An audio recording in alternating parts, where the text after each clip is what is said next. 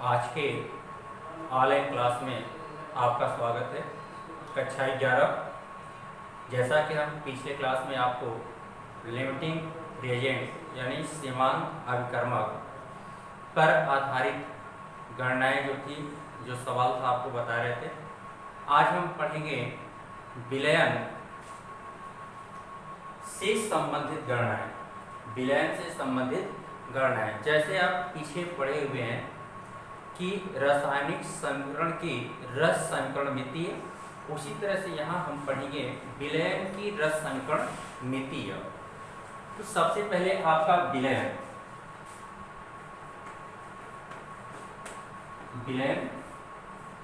समीकरण होता क्या है, तो ये आप शुरू से ही पढ़ते चले आ रहे हैं कि दो या दो से अधिक पदार्थों के समांगी मिश्रण को हम क्या कहते हैं, विलयन कहते हैं। यानी दो या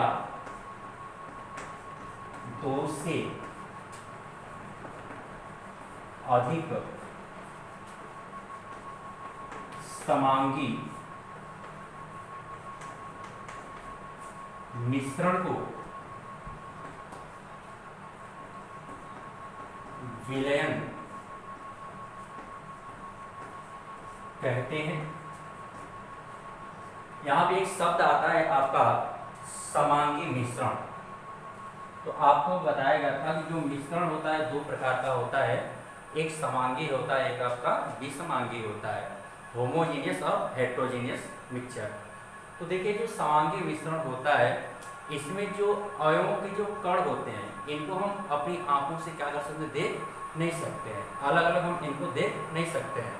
जैसे आपका चीनी और जल से बना जो विलयन होगा, तो उसमें हम चीनी के कण को क्या कर सकते हैं, अलग अलग देख नहीं सकते हैं। तो देखिए, जो विलयन होता है, विलयन के दो अवयव होते हैं। विलयन के दो अवयव होते हैं। पहला होता है आपका विलायक, दूसरा आपका विलेय। तो विलायक क्या होता है, तो विलायक को आप कह सकते हैं कि जो विलयन में अधिक मात्रा में उपस्थित हो, यानी जो विलयन में अधिक मात्रा में उपस्थित हो, उसे हम क्या कहते हैं, विलायक कहते हैं। आगे आपका है विलेय। तो विलेय क्या होता है, जो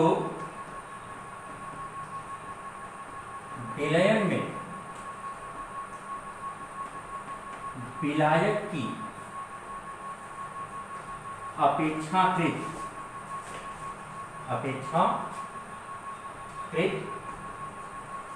कम मात्रा में हो।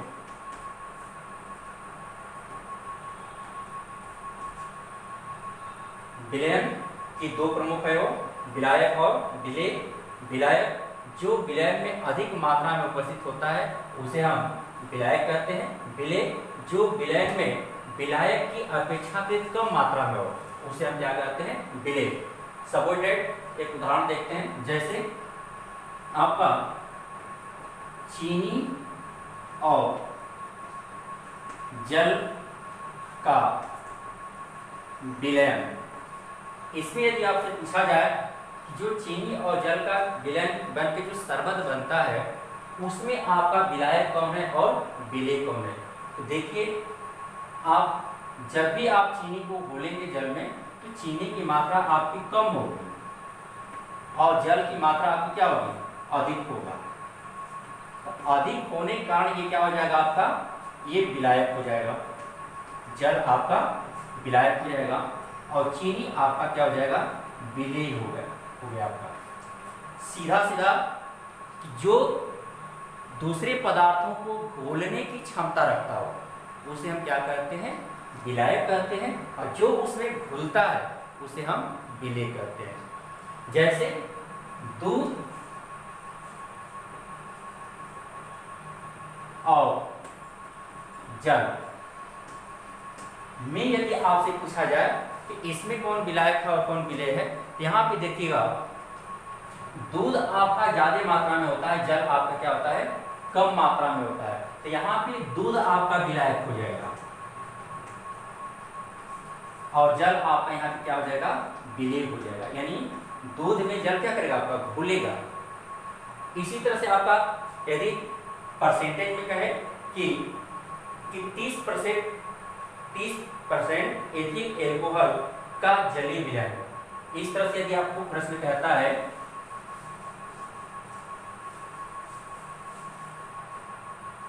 कि 40% एथिल एल्कोहल का जलीय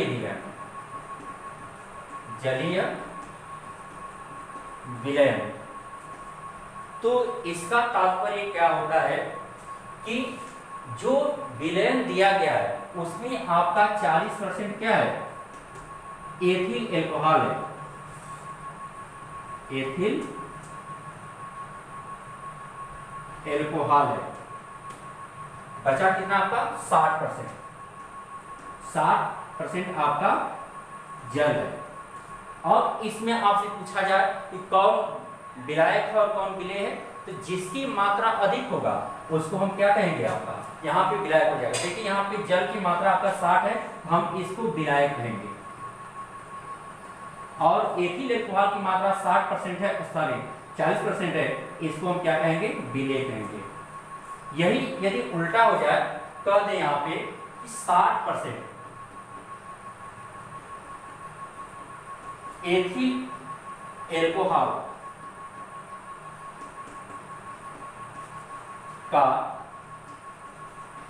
जलीय विलयन,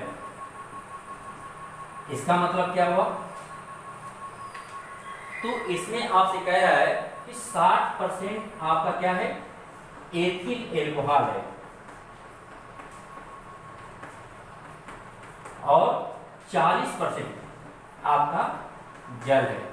तो देखिए जो जल आपका पहले वाले में विलायक था वह आपका यहाँ पे क्या हो जाएगा विलेय हो जाएगा, और एथिल एल्कोहल पहले वाले में आपका विलेय था तो यहाँ पे आपका क्या हो जाएगा विलायक हो जाएगा। यानी जिसकी मात्रा अधिक होगा वही आपका क्या होगा विलायक होगा, जिसकी मात्रा कम होगा उसको हम विलेय कहेंगे। आगे आपका कि विलयन की सांद्रता, तो विलयन की सांद्रता क्या होती है कि किसी भी विलयन की इकाई मात्रा में उपस्थित विलेय की जो सांद्रता होती है उसे हम विलयन की सांद्रता कहते हैं। तो विलयन की सांद्रता बराबर होता है आपका विलेय की मात्रा बटे विलयन की मात्रा, यानी विलयन की सांद्रता बराबर होता है विलेय की मात्रा बटे विलयन की सांद्रता। इसके आधार पर हम जो ये फार्मूला है इसके आधार पर हम इसको परिभाषित कर सकते हैं कि किसी विलयन की सांद्रता विलयन की मात्रा के प्रति इकाई मात्रा में उपस्थित विलेय की जो मात्रा होती है उसे हम क्या कहते हैं विलयन की सांद्रता कहते हैं। फिर से एक बार, विलयन की मात्रा की प्रति इकाई में उपस्थित विलेय की जो मात्रा होती है उसे हम क्या कहते हैं विलयन की सांद्रता कहते हैं। अब आगे है आपका कि जो विलयन की सांद्रता होती है उसको हम कैसे प्रदर्शित करते हैं, तो इसको हम आपको दो समूहों में बांट करके बताएंगे।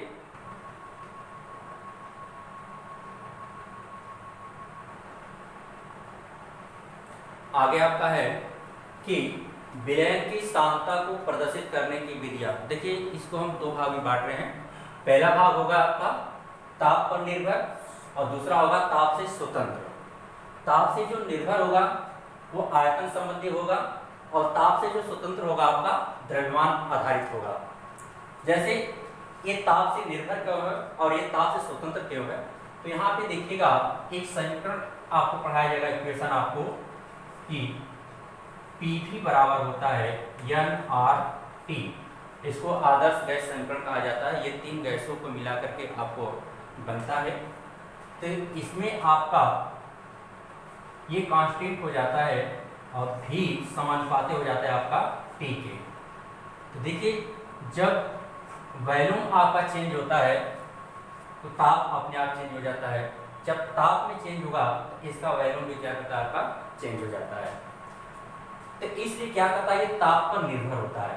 यानी आयतन से जितनी भी संबंधित राशियां होंगी वो क्या होंगी, ताप पर वो निर्भर होगी। यहाँ से कह रहा है ताप से स्वतंत्र, तो इसमें आपका द्रव्यमान से संबंधित जितनी भी राशियां होंगी वो सभी क्या होंगी, आपका ताप से स्वतंत्र होगी। ताप से स्वतंत्र का मतलब है, जैसे मान लीजिए आपका वजन 40 किलोग्राम है, तो क्या आप एसी में जाएंगे, ठंड में जाएंगे, तो आपका जो वजन है 50 किलोग्राम हो जाएगा कि 30 किलोग्राम हो जाएगा। जितना आपका वजन है 40 है तो 40 ही रहेगा। यानी आप चाहे गर्म स्थान पर जाएं चाहे ठंडे स्थान पर जाएं, यानी आपके भार में कोई परिवर्तन नहीं होगा। तो इसलिए ये ताप से क्या होता है, आपका स्वतंत्र होता है। यानी जो द्रव्यमान होता है आपका वो ताप से स्वतंत्र होता है, लेकिन जो आयतन होता है वह आपका क्या होता है, ताप पर निर्भर करता है। तो इसमें आपका क्या आता है, आपका प्रतिशत आयतनानुसार सांद्रता, दूसरा है आपका प्रतिशत द्रव्यमान बटे आयतनानुसार सांद्रता, ppm या ppb द्रव्यमान बटे आयतन के रूप में, शक्ति या ग्राम प्रति लीटर सांद्रता, पांचवा है आपका मोलरता, छठा है आपका नॉर्मलता, सातवां है आपका फॉर्मलता या फॉर्मेलिटी इसको कहा जाता है। आगे है आपका इसमें द्रव्यमान आधारित में क्या आपको पढ़ना है, तो प्रतिशत द्रव्यमान अनुसार सांद्रता, दूसरा है ppm या ppv द्रव्यमान के पदों के रूप में आपको पढ़ना है, तीसरा है मोललता क्या होती है, चौथा है आपका मोल प्रभाज क्या होता है।